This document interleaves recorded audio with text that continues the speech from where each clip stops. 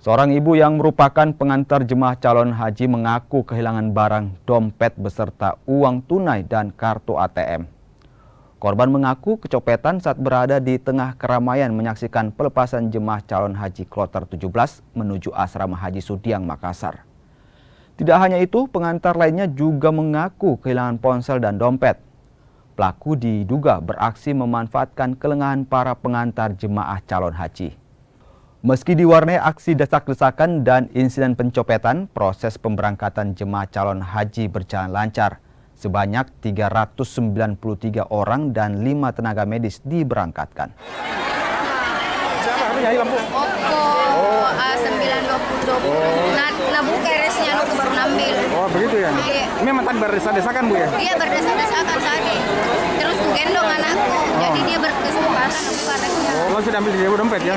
Teknisnya adalah kita mengamankan bagaimana supaya pemberangkatan jemaah haji lancar, kemudian keluarga juga bisa tetap beria, kemudian semua ditata dengan baik supaya nyaman dan aman. Insyaallah.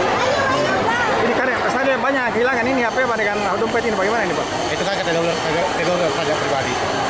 Insyaallah tidak ada masalah-masalah begitu.